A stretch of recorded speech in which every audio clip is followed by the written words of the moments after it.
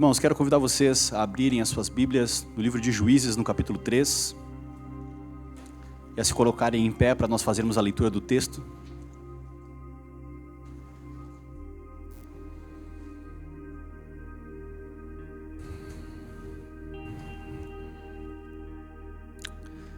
Vou ler Juízes, capítulo 3, do versículo 12 até o 30. Os filhos de Israel tornaram a fazer o que era mal aos olhos do Senhor. Por isso o Senhor deu poder a Eglon, rei dos Moabitas, contra Israel, porque fizeram o que era mal aos olhos do Senhor. Eglon se juntou com os filhos de Amon e os amalequitas. Foi e derrotou Israel. E eles se apoderaram da cidade das palmeiras. E os filhos de Israel serviram Eglon, rei dos Moabitas, durante 18 anos. Então os filhos de Israel clamaram ao Senhor, e o Senhor lhes suscitou um libertador, Eude, homem canhoto, filho de Gera, benjamita. Por meio dele, os filhos de Israel enviaram tributo a Eglon, rei dos Moabitas. Eude fez para si um punhal de 2 gumes, do comprimento de quase meio metro, e cingiu debaixo da sua roupa do lado direito. Então levou o tributo a Eglon, rei dos Moabitas. Eglon era um homem muito gordo. Depois de entregar o tributo, Eude saiu com os carregadores do tributo. Ele, porém, voltou do ponto em que estava as imagens de escultura ao pé de Gilgal e disse ao rei: "Tenho uma palavra secreta para o Senhor, ó rei." O rei disse: "Cale-se." Então todos os que estavam com o rei saíram de sua presença. Eude então entrou na sala de verão que o rei tinha só para si e onde estava sentado. Eude disse: "Tenho uma palavra de Deus para o Senhor." E Eglon se levantou da cadeira. Então Eude estendeu a mão esquerda, puxou o seu punhal do lado direito e cravou na barriga do rei, de tal maneira que entrou também o cabo com a lâmina. E porque não tirou o punhal da barriga, a gordura se fechou sobre ele. Eude saiu por uma portinhola, passou para a antessala, depois de fechar e trancar as portas atrás de si. Quando ele tinha saído, vieram os servos do rei e viram que as portas da sala de verão estavam trancadas e disseram: "Sem dúvida ele está fazendo as necessidades na sala de verão." Esperaram até cansar, e como o rei não abria a porta da sala, pegaram a chave e abriram, e eis que o seu senhor estava morto, caído no chão. Eude escapou enquanto se demorava, e tendo passado pelas imagens de escultura, foi para Seirá. Tendo chegado, tocou a trombeta nas montanhas de Efraim, e os filhos de Israel desceram com ele das montanhas, indo à frente, e lhes disse: "Sigam-me, porque o Senhor entregou nas mãos de vocês os seus inimigos, os Moabitas." Eles seguiram Eude e tomaram os vales do Jordão contra os Moabitas, e a nenhum deles deixaram passar. Naquele tempo mataram uns 10.000 homens Moabitas, todos robustos e valentes, e não escapou nenhum sequer. Assim, naquele dia, Moabe foi subjugado por Israel, e a terra ficou em paz durante 80 anos. Até aí. Senhor, nós cremos que o Teu Espírito inspirou essas palavras, Pai. Agora nós te pedimos que o mesmo Espírito que inspirou essas palavras, Senhor, o Espírito Santo, tome conta dessa igreja, Deus. Nos traga um senso de transcendência, Deus. Um senso, Deus, de que a Tua presença está aqui. E de que Tu está falando poderosamente com o Teu povo, Deus. Para nos edificar, para nos confrontar, nos desafiar, Senhor. E nos transformar, Senhor.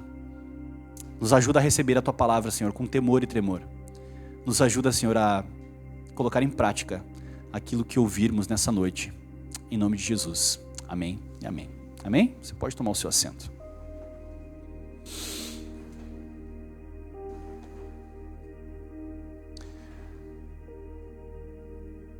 A gente está fazendo uma série aqui chamada Cartas Pastorais, que é um intervalo entre a última série e a próxima série.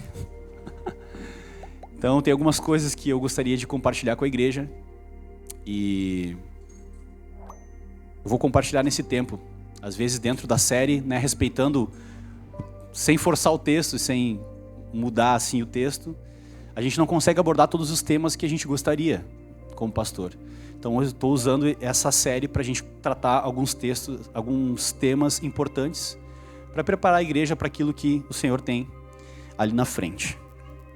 Hoje de manhã eu preguei essa mesma mensagem lá na Igreja Batista Conde, mas hoje eu queria dar uma tônica um pouco diferente E eu queria que vocês enxergassem a figura desse juiz Eude, como a vida de cada um de vocês em missão, mas também olhassem a Igreja Batista Casulo como essa figura de uma igreja improvável para aqueles que são improváveis.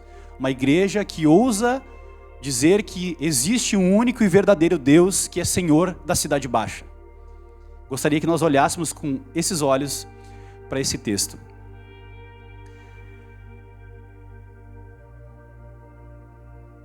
Eu sei que tem muita gente que gosta de cinema aqui e tem se feito muitos filmes de herói, né? A Marvel ficou, sei lá, zilionária com os filmes de herói. Acho que já estão até cansados, saturados, né? Será que vem mais filme de herói? Tem mais? Tem como? Há quem goste, né? Mas a figura do herói é algo muito importante para uma boa história, para uma boa narrativa.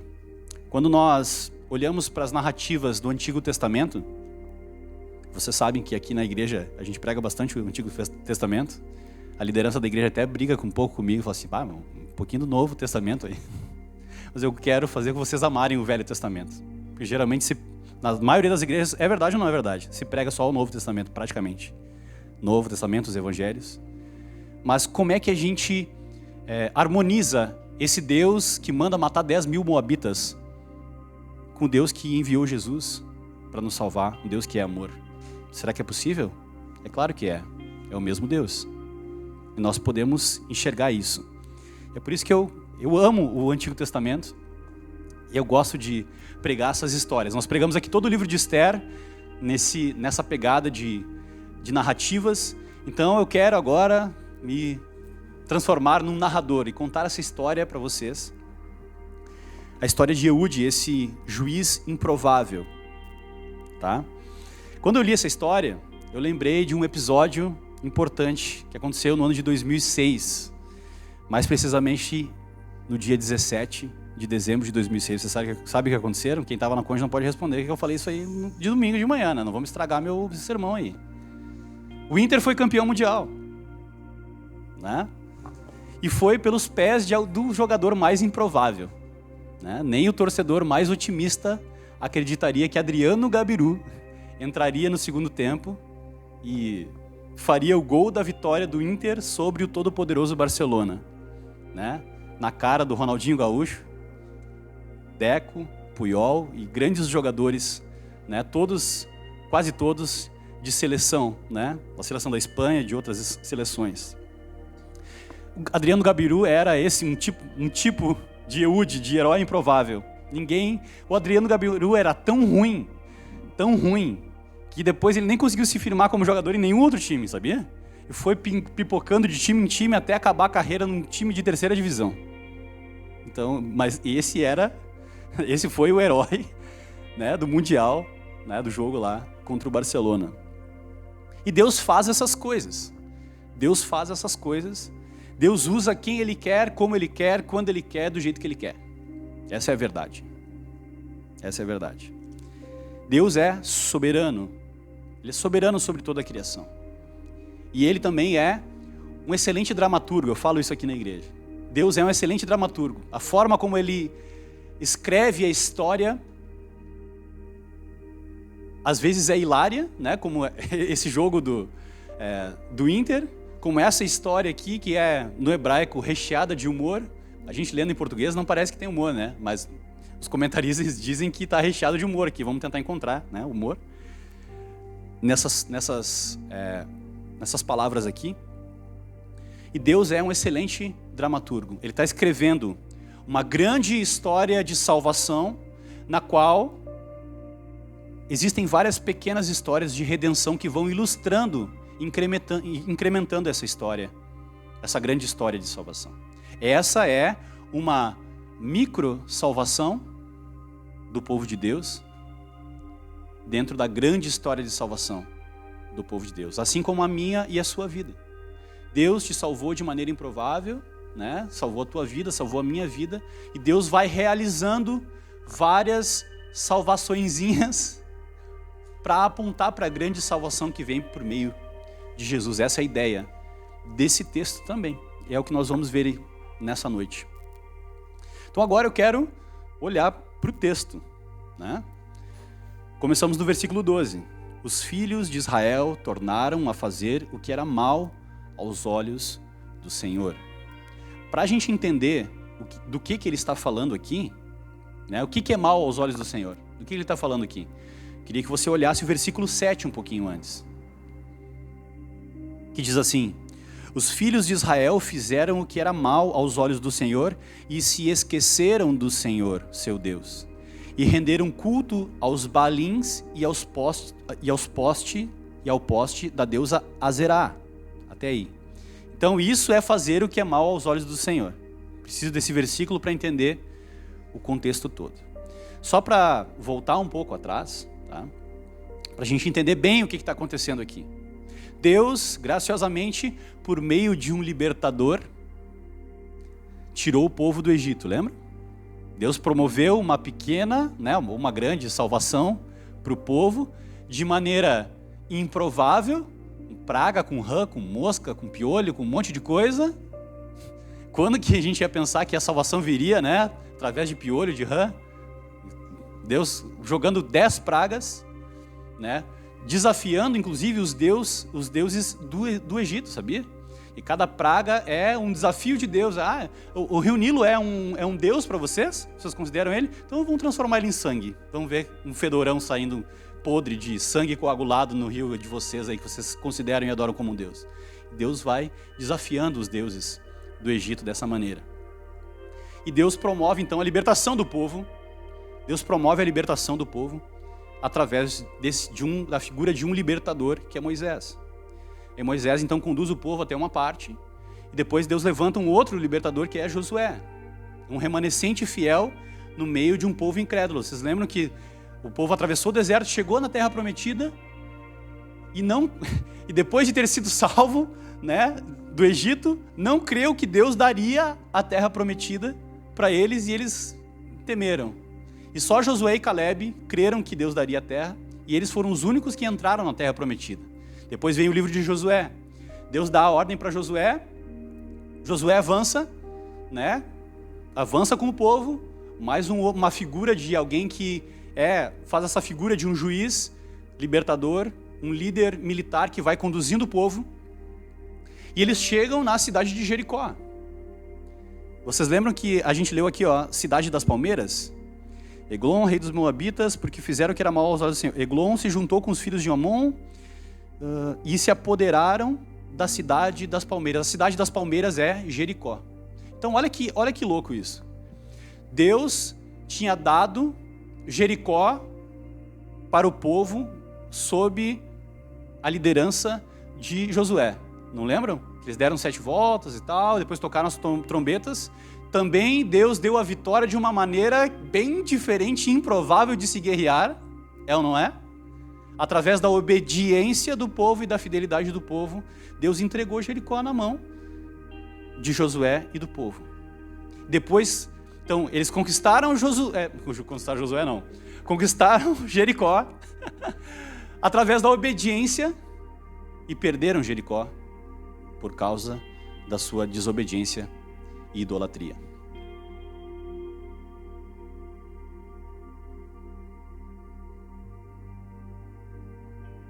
Então, o que aconteceu? Por causa da desobediência do povo e da idolatria do povo, Deus permitiu que os inimigos invadissem Jericó, a cidade das palmeiras, através desse rei moabita, e eles perderam a cidade de Jericó e foram subjugados ali, oprimidos durante 18 anos pelo rei Eglon.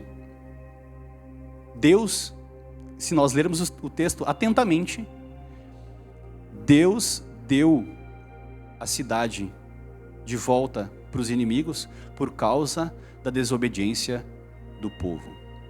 É importante aqui nós conhecermos a história, né, o significado da história, quem eram os moabitas, quem era esse povo que tomou conta e quem eram esses deuses que eles cultuavam. Os moabitas e os amonitas, eles eram descendentes das filhas de Ló, que tinham transado com o próprio pai para não perder uma descendência. Ou seja, elas não acreditavam que Deus ia dar descendentes para elas, então elas falaram, vou dar um jeitinho brasileiro aqui, né? Um jeitinho árabe. Deram um jeitinho e tiveram filhos com seu próprio pai. Uma bênção essa família, né? Família abençoada. E tão abençoada que se tornaram inimigos de Israel. Então, e foi para esses que foi perdida a cidade de Jericó. E eles adoravam então quem eram os moabitas e os amonitas. Eram filhos das filhas de Ló, e eles adoravam esses deuses falsos que eram Baal e Astarote. Quando a Bíblia usa geralmente esses deuses no Antigo Testamento, são alguns deuses, são vários deuses, né? Um panteão de deuses. Mas usa essas figuras de Baal é o deus da chuva, né? O deus para uma sociedade que dependia da agricultura, a chuva é algo de extrema importância.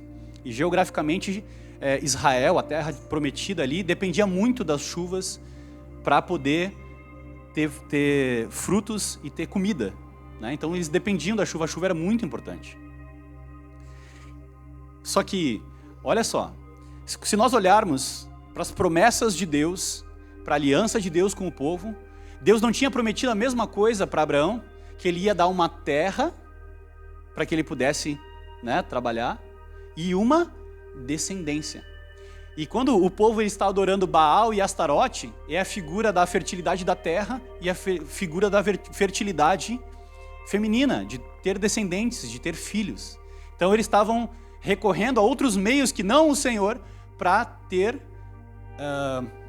chuva, né, e poder trabalhar e também ter uma descendência, porque eram várias tribos, vários povos que eles precisavam ter muitos filhos para poder ter uma continuidade naquela tribo. Se as mulheres não tivessem filhos, é por isso que o lance da esterilidade também no Antigo Testamento é um drama, né?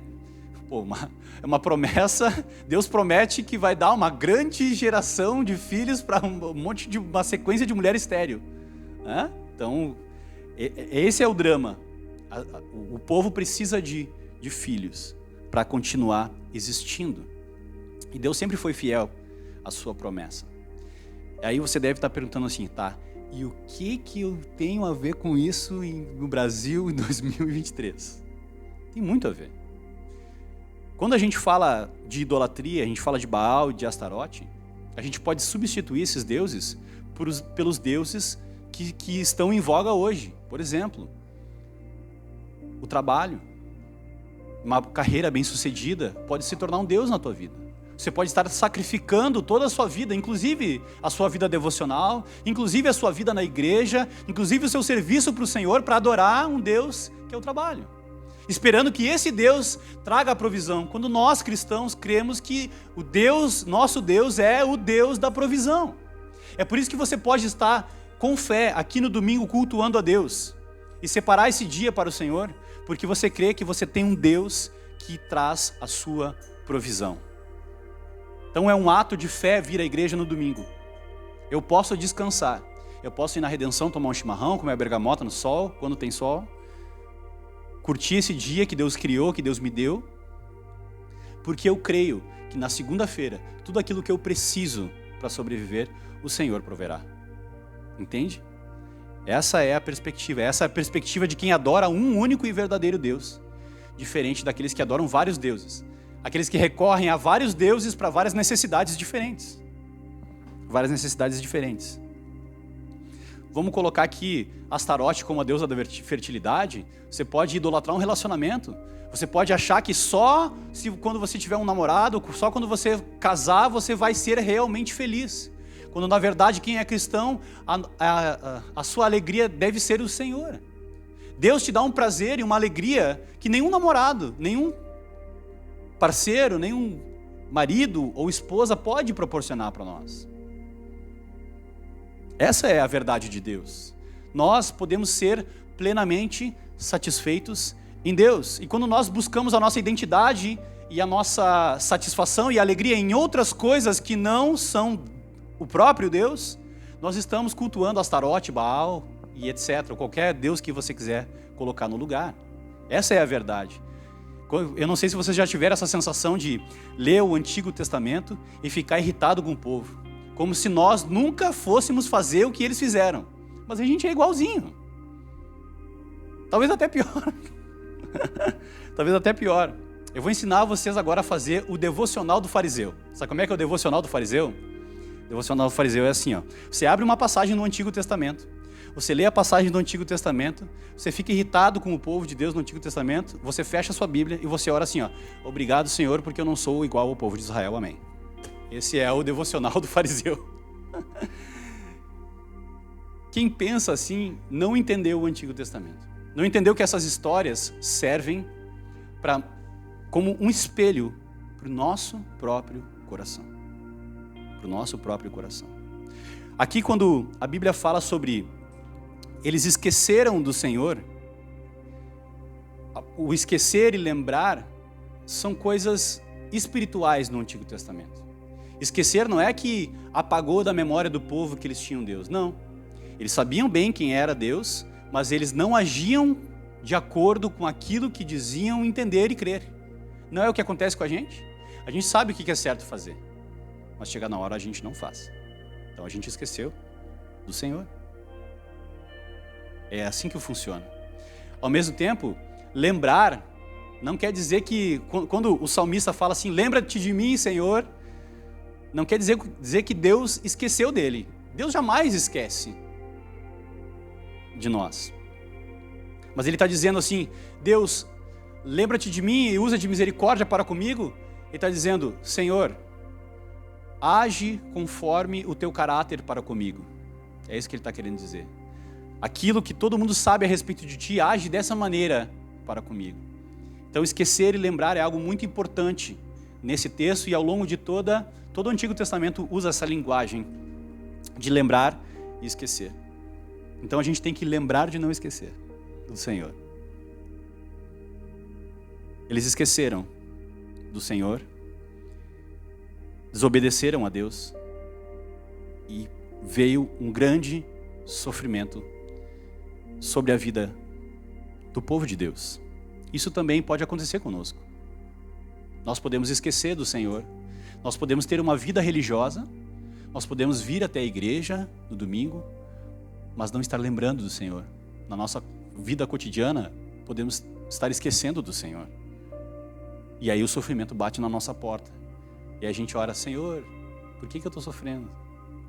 E aí a palavra nos lembra, porque nós estamos esquecendo do Senhor.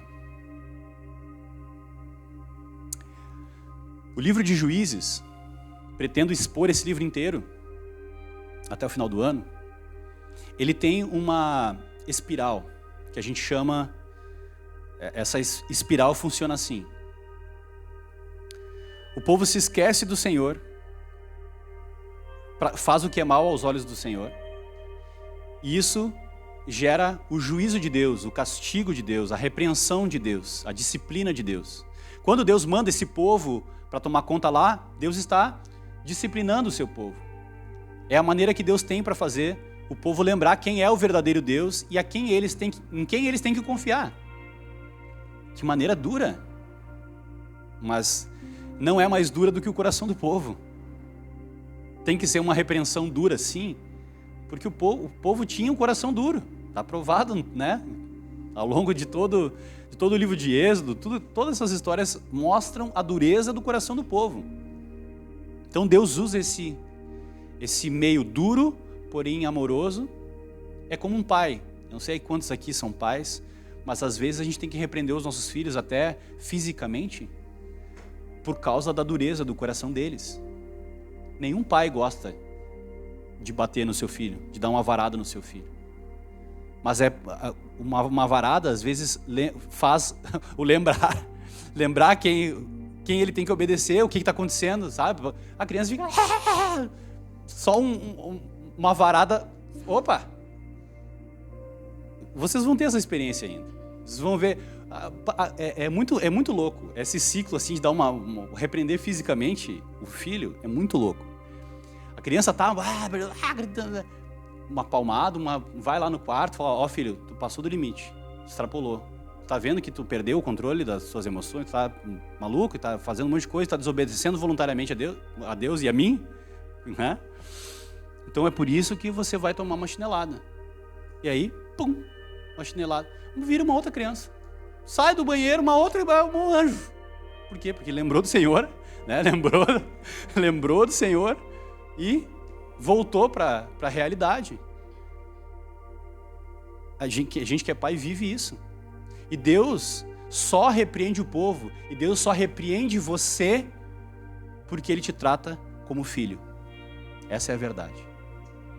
Se Deus não te repreende, se Deus não discorda de você e não te repreende, não é a Deus que você está cultuando e está adorando. O C.S. Lewis falava isso.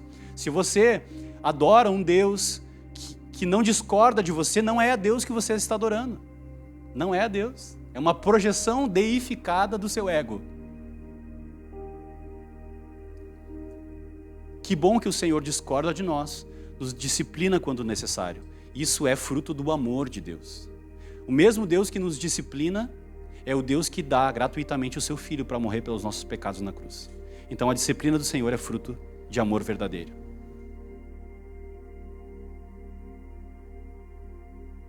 Então Deus está disciplinando ali o povo dele, justamente para fazer com que o povo volte o coração novamente para o Senhor. Essa é a ideia aqui. Então esse é o ciclo de juízo. Vou explicar de novo que eu fiz um parênteses muito grande. Desobediência, juízo, clamor e arrependimento. Nós vemos aqui no versículo 15, diz assim: então os filhos de Israel clamaram ao Senhor. Eles se arrependeram, clamaram a Deus por um Salvador, e Deus envia então um juiz que é esse Salvador, esse libertador. E aí esse libertador, ele tem uma vitória, né, sobre esse outro povo que está oprimindo ele, e a paz para o povo. Depois a gente leu aqui no final que a paz durante 80 anos. A Bíblia usa no Antigo Testamento também, vários ciclos de 40 anos.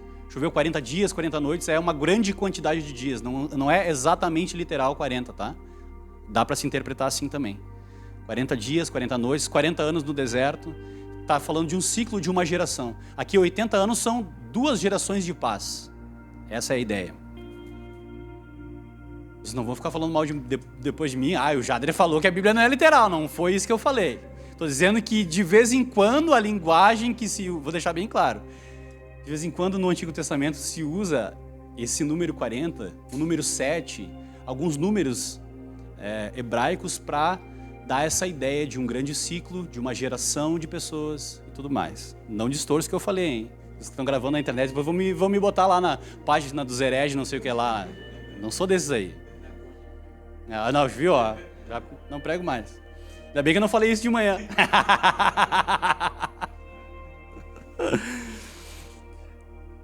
Então Deus... Versículo 15. Então os filhos de Israel clamaram ao Senhor, e o Senhor lhes suscitou um libertador, Eude. Eude, um homem canhoto, filho de Gera, benjamita. Uma sugestão tá lá para o retiro de jovens da Conde quem é a outra pessoa de grande valor histórico que era benjamita na maratona bíblica. Tem uma outra pessoa. E no Novo Testamento também tem um outro benjamita que é bem famoso, tá? Então, se vocês gostam de maratona bíblica, tem 2 perguntas aí que vai pegar todo mundo lá. E eu não vou dar respostas, vão procurar. Mas tem 2, no Antigo e no Novo Testamento. Eude, homem canhoto, benjamita, por meio dele, os filhos de Israel enviaram tributo a Eglon, rei dos Moabitas. Eude fez para si um punhal de 2 gumes, do comprimento de quase meio metro, e cingiu-o debaixo da roupa do lado direito. Eu tenho que explicar essa parte para vocês entenderem, tá? Num casamento, geralmente, nos casamentos mais conservadores, tradicionais, o padrinho, o homem, fica do lado direito e a mulher fica do lado esquerdo. Por quê? Porque geralmente os homens, né, são destros e eles desembainhavam a espada ou a arma para defender a donzela do lado esquerdo. Entendeu? Puxava daqui a espada ou a arma, enfim, se puxava desse lado. E o que o texto está dizendo aqui? Que Eude era canhoto. Alguns estudiosos dizem que Eude tinha uma deficiência na mão direita, que ele não conseguia lutar com a espada. Então ele só conseguia lutar com a esquerda. Então ele escondeu desse lado, que era um lugar improvável, que os guardas não revistaram ele, porque ele não era... Primeiro que ele era deficiente da mão direita, então ele não era considerado um guerreiro. Aos olhos dos inimigos, ele era alguém incapaz de fazer qualquer coisa para o rei. Então ele passou despercebido. E ele tira então do lado esquerdo e fura a barriga do rei. Não sei se é esse barulho que faz quando fura a barriga.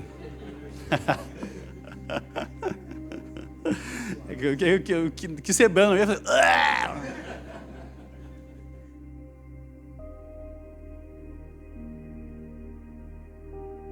Então, mandaram Eude para levar os tributos.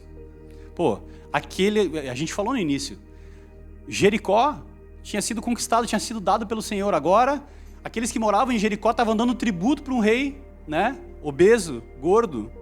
E aqui não é para fazer bullying, tá? Com as pessoas de mais peso. E tem uma simbologia do texto a respeito disso. Esse rei moabita, que era gordo, ele simbolizava tipologicamente alguém que estava se alimentando da provisão do Senhor, que era para o povo de Deus. Então ele recebia os tributos e comia e engordava. Então essa é uma figura. O Antigo Testamento usa esses tipos, essa linguagem tipológica e visual para a gente poder entender.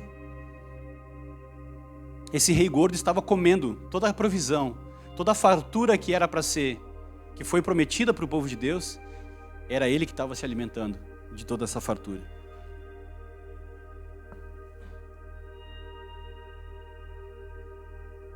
E aí, então, aqui tem algo muito interessante também que a gente precisa explicar, que é, vocês viram que o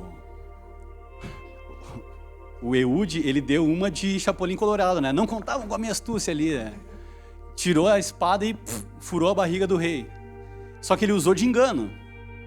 Não usou de engano? Ele, né, enganou ali todo mundo e... Ó, sabe aquelas pegadinhas de colégio? Olha aqui, tem um negocinho na tua mão aqui, pega e... Tipo isso. Tem uma mensagem aqui pra ti e tal. Esse é a pitada de humor, tá? O máximo que eu consegui. Do hebraico para português foi isso, tá? Então Eude faz ele usa de um engano para conseguir a vitória. E isso não, agora quer ver mais uma heresia, ó. Isso não quer dizer que Deus concorde com o engano e com a mentira. Isso precisa ficar bem claro. Está sendo contada uma narrativa e se foi contado que o personagem usou de uma mentira, assim como lá em Jericó. Olha que interessante. Lá em Jericó, o que aconteceu? Raabe mentiu para os caras de Jericó e escondeu os espias de Israel, não foi? Agora, Eude, com a mesma manha, também consegue a vitória. Será que Deus aprova isso? Não, Deus não aprova isso. O que o texto aqui está querendo dizer é que Deus usa heróis imperfeitos, falhos, para fazer a sua obra. Muitas pessoas esperam ser super santas para começar a falar do evangelho para os seus vizinhos. Ah, não, mas eu sou muito pecador ainda, não posso falar do evangelho. Não, mas Deus vai te usar, pecadorzinho assim mesmo. Meio mentirosinho assim, mas vai te usar. Vai te usar, entendeu? Todos nós temos pecados. Nós não vamos começar a evangelizar quando a gente não tiver pecado, porque isso não vai acontecer aqui. A gente é realmente falho, incapaz, pecador, mas Deus usa pessoas falhas, incapazes e pecadoras para realizar a sua obra. É isso que significa esse texto. É isso que significa esse texto. Deus usou Eude com as suas artimanhas e mentiras para realizar o seu propósito naquele tempo. Isso serve para nós, e agora eu quero fazer uma aplicação para nós aqui. Eude aqui, ele era fraco, incapaz, desprezado, não servia para a batalha, ele era alguém completamente improvável. Completamente improvável. Mas Deus escolheu justamente esse para fazer a sua obra. Irmãos, Deus não usa exclusivamente pessoas ultra intelectuais, ultra famosas e ultra preparadas teologicamente e etc. para fazer a sua obra. Não, Deus faz a sua obra com gente comum do jeito que Ele quer. Ele faz isso. Só que a gente esquece do Senhor, esquece da nossa identidade e não faz. A gente está esperando outras coisas. Está pensando de um jeito diferente do jeito que Deus pensa. Eu vou contar aqui uma história rapidinha, que eu lembrei agora. Meu pai me contou uma história que era a seguinte. Tinha um irmão da igreja que era médico, né, super cabeção, inteligente, e ele estava discutindo com outro médico sobre, né, a plausibilidade da existência de Deus e blá blá blá e tal. Estavam discutindo e tudo mais. E aí está passando o irmão, não é irmão, né? O irmão estava passando. E o irmão era pentecostal, né? Não menosprezando os pentecostais, mas Deus faz e usa, né? Faz através dos pentecostais e usa os pentecostais. É isso que eu estou querendo dizer. E aí o irmão sentiu no coração que ele tinha que chegar no consultório lá do médico. E aí o irmão chegou lá e tinha a secretária ali. E aí, o senhor, né, tu vê, o doutor está ocupado, não vai poder te receber e tal. E aí tocou o telefone, e aí o Eude velho pegou e driblou a secretária e entrou na sala do médico. E aí o médico, quando viu o irmão, falava, agora não, esse irmão aí vai falar bobagem, vai falar uns glória a Deus alto aqui, vou ficar com vergonha e vai dar ruim. E aí o médico, né, argumentando e tal, e C.S. Lewis pra cá, e João Calvino pra lá, e não sei o quê, e papapá. E aí, diz que o irmãozinho foi pra trás assim, e tava, né, chamando a atenção com o dedinho assim, pra ele falar. E daí o outro médico tava conversando com ele, tem alguém querendo falar contigo aqui, daí ele, irmão, tá, pode falar o que tu precisa. Daí o irmãozinho falou assim, ô doutor, o que o outro doutor está tentando explicar para ti é que se você não acreditar em Jesus, você vai passar a eternidade no inferno. Assim, como uma adaga, furou o Egon. Rapidinho, 2 palitos. Sei lá qual é a onomatopeia que você quiser usar aí para furar a barriga. Rapidinho. E as lágrimas correram no rosto daquele médico. E ele falou assim, por que você não me falou isso antes? Se era tão simples a mensagem do Evangelho, por que você negou essa verdade para mim tanto tempo? Por que simplesmente você não chegou para mim e dizer que eu preciso de Jesus? Que se eu não crer em Jesus eu vou para o inferno? Então, Deus usa pessoas improváveis e circunstâncias improváveis da maneira que Ele quer para cumprir os seus propósitos. Deus usou esse homem chamado Eude, completamente improvável, incapaz aos olhos dos inimigos, incapaz aos olhos da sociedade, para fazer a sua obra. Eude tinha uma característica que os outros guerreiros não tinham. Quando a gente olha para esse personagem fraco e incapaz, a gente pode olhar vários outros personagens da Bíblia. Para frente, a gente tem Davi. Davi, quando enfrentou Golias, não era a mesma coisa? O que esse piá vai enfrentar o gigante lá? Vai ser uma carnificina aquilo ali. Não vou fazer as onomatopeias agora. Vai ser horrível. Vai morrer e tudo mais. Mas assim como Eude, Davi não estava indo por causa dele e na força dele, estava indo na força do Senhor. Eude foi na força do Senhor. Nós estamos plantando uma igreja aqui, não nas minhas habilidades, nas minhas capacidades ou na capacidade da liderança dessa igreja. Nós estamos plantando aqui na força do Senhor. Fazendo a obra de Deus na força do Senhor. Deus usa pessoas improváveis. Essa igreja aqui é completamente improvável. E esse é o ponto. Quem é a pessoa em sã consciência que escolhe plantar uma igreja na Cidade Baixa? Um lugar completamente improvável. Eu não era para ser pastor. Eu não tenho pinta de pastor. E eu, inclusive, sofro muito preconceito em relação a isso. Os caras olham para mim, tu, pastor? Não, sou louco então. Mas Deus usa esse aqui mesmo, entendeu? É só o que tem, né? Deus usa o que tem. Era o que tinha para hoje. Deus tem me usado dessa maneira. E Deus quer usar você também, para a edificação da igreja dele, a edificação da igreja do Senhor, e a edificação dessa igreja aqui também. Não importa as suas capacidades, as suas habilidades, Deus vai te capacitar. Você pode buscar ferramentas? Eu também busquei ferramentas. Eu entendi que Deus queria que eu fizesse algo, assim como Eude. Não tinha ferramentas. Eu fui fazer uma daguinha para mim lá, eu fui estudar, fui pesquisar, fui atrás para poder fazer aquilo que eu sei que Deus me chamou para fazer. Isso é o que você também tem que fazer. Você precisa, responder o chamado do Senhor para a sua vida. Se cada um aqui responder o chamado do Senhor para a sua vida, para a edificação da igreja, para o avanço do Evangelho, a gente vai ter muitos frutos. Deus vai usar poderosamente você e eu para a glória dele. Não importa as nossas fraquezas, debilidades e etc. É assim que a gente pensa biblicamente. E eu não estou viajando na maionese e falando algo que é irreal. Eu estou amparado pela palavra de Deus para te dizer isso.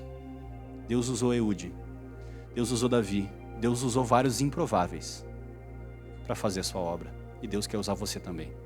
Deus quer usar essa igreja aqui para realizar uma grande obra aqui em Porto Alegre. E eu creio nisso. Eu creio nisso.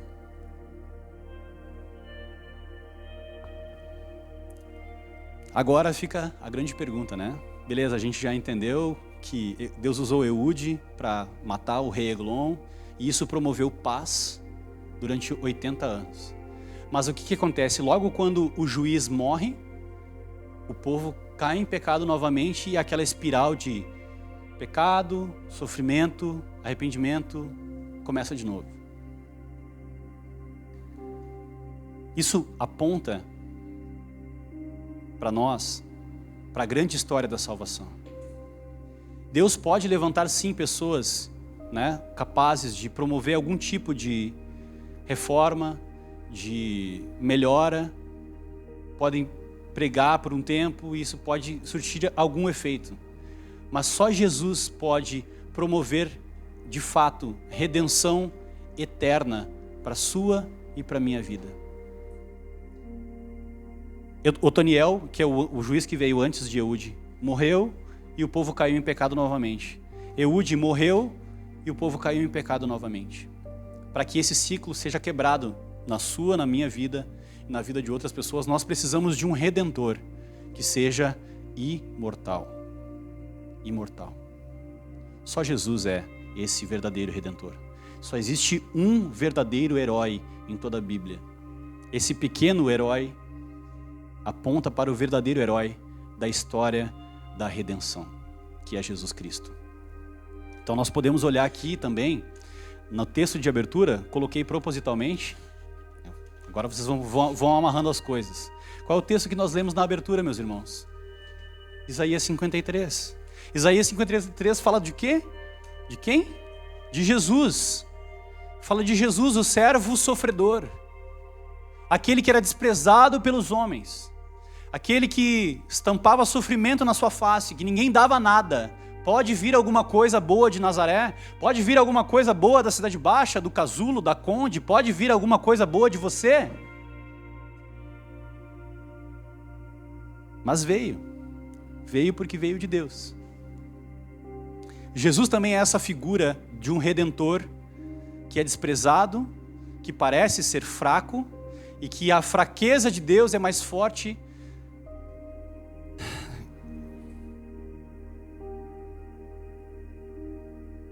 Nosso Senhor Jesus é o verdadeiro herói. Ele não parecia ser forte, ele não era um grande guerreiro, porque os judeus esperavam um Messias que fosse destro e que pegasse a espada e tirasse César do poder. Só que Jesus não fez isso. Porque se tirasse um César, poderia vir outro. Jesus, com a sua morte e ressurreição, ele resolveu o problema de toda a humanidade para sempre. De uma só vez. Ele resolveu todo o problema da humanidade. Ele é o verdadeiro herói da história. E eu não estou aqui querendo dar uma palestra motivacional para que você seja o herói de Jesus como Eude. Não é isso. Não é sobre você, não é sobre mim. É sobre Cristo. É sobre o Evangelho de Jesus. Nós cumpriremos a nossa missão. Nós viveremos, né? Hoje se fala muito sobre isso, né? Você tem que viver o seu propósito, você tem que viver a sua história. A nossa história está diretamente conectada com a história de Jesus, com a pessoa de Jesus.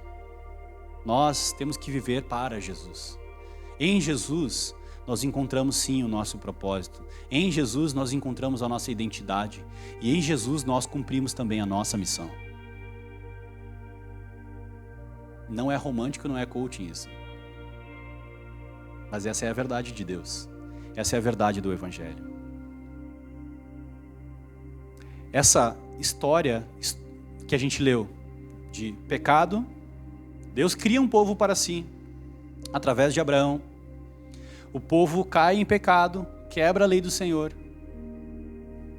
clama a Deus por um Redentor. Deus envia esse Redentor e esse Redentor promove paz na terra. Não foi isso que aconteceu? Nesse microcosmo que é o povo de Deus, em relação a toda a nossa história?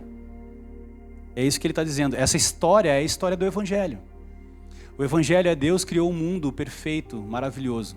O homem caiu em pecado, desobedeceu a Deus. Deus enviou um libertador, o seu Filho Jesus, para restaurar todas as coisas e trazer paz para toda a eternidade e comunhão de Deus, do homem novamente com Deus. Essa é a história do Evangelho. Essa história que pode ser uma história motivacional, uma história que a gente conta para os nossos filhos na hora de dormir, ela é nada mais, nada menos do que a história do Evangelho. E a história do Evangelho engloba a minha, a sua vida, a história de Eude, a história de Davi, de todos os pequenos heróis da Bíblia que nós contamos, as histórias. Porque a Bíblia só tem uma história grande, a história do Evangelho. Essa história é que importa. Então, eu queria fazer aqui algumas aplicações com vocês, diante de tudo que a gente aprendeu nessa noite. Primeiro, esquecer e lembrar é algo muito menos dramático do que nós imaginamos. Você pode estar esquecendo do Senhor. Eu posso estar esquecendo do Senhor. Toda vez que nós confiamos em alguma outra coisa além do Senhor, é duro falar isso, mas essa é a verdade. Toda vez que nós procuramos alegria, prazer e satisfação em algo que não é o Senhor, nós estamos esquecendo do Senhor e das suas promessas. Então a aplicação é, nós devemos lembrar do Senhor. Deus está querendo ser lembrado nessa noite. Ele quer que você lembre. Lembrar do Senhor é depositar toda a sua confiança, esperança e expectativa apenas em uma pessoa, não em várias coisas, em uma pessoa, a pessoa de Jesus Cristo. Então, a aplicação é, precisamos lembrar do Senhor, lembrar de não esquecer do Senhor. Essa é a aplicação desse texto. A segunda é, você tem se colocado à disposição do Senhor para fazer a obra de Deus? Mas eu não sou capaz, pastor. Mas eu não sei coisa da Bíblia que nem tu, assim. Não é sobre isso. A história do Evangelho é a história do Joãozinho lá que contou pro doutor ir lá. Doutor, se você não acreditar em Jesus, você vai pro inferno. Estou dizendo que vocês vão sair agora mandando todo mundo pro inferno. Não é isso, tá? Calma, devagar. Mas Deus vai te dar sabedoria. Você pode crescer em conhecimento, você pode se aprimorar, mas você precisa tomar posse dessa identidade em Cristo. Deus te chamou como um missionário. A grande comissão que nós falamos aqui no final do culto é para nos lembrarmos. Ide por todo mundo e pregai o Evangelho, batizando em nome do Pai, do Filho e do Espírito Santo. A pergunta é, essa comissão foi só para os 12 apóstolos ou foi para todos os cristãos? A forma como você interpreta a Bíblia e você entende a Bíblia molda a sua prática.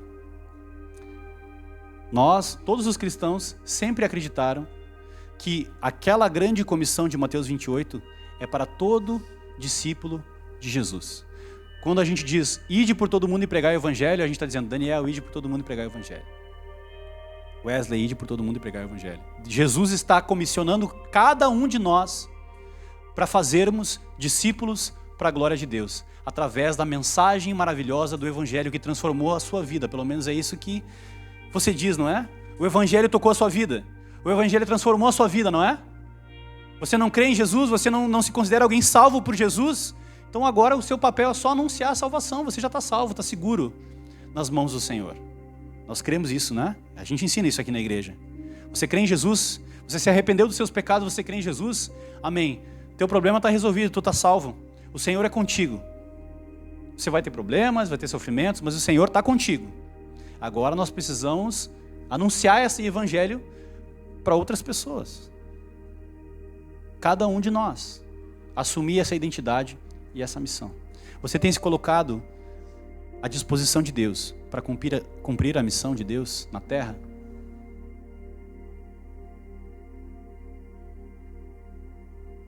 Depois da história de Eude, não tem mais desculpa para a gente não anunciar o evangelho. Amém?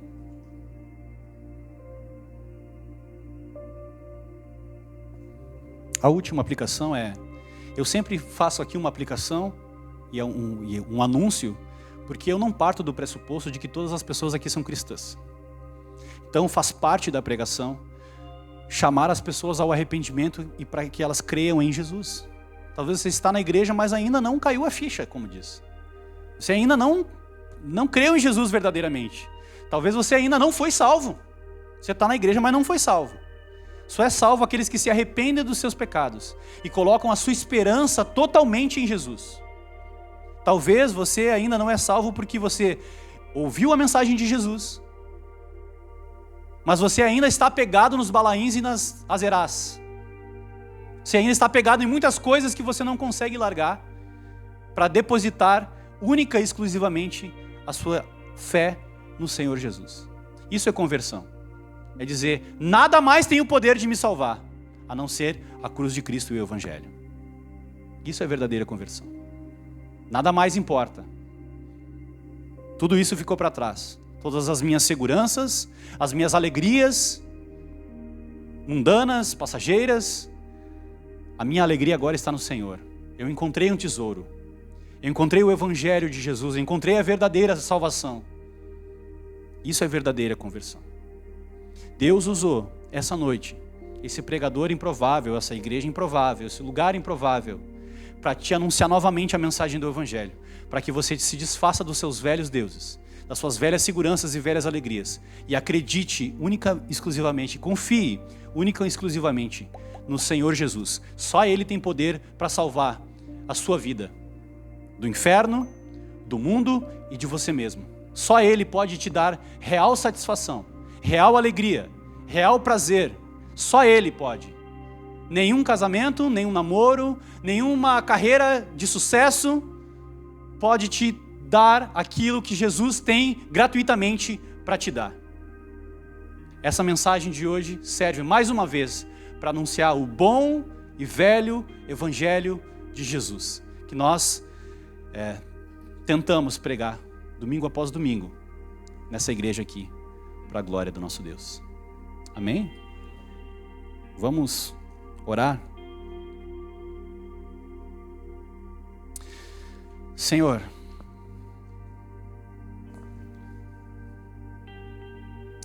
obrigado pelo Teu Evangelho, Senhor. Obrigado porque Tu não esqueces de nós, Senhor, mesmo quando nós esquecemos de Ti. Tu usou, Senhor, essa mensagem, a mensagem de Eude, para nos mostrar que às vezes nós esquecemos de Ti, mas que Tu não esqueces de nós.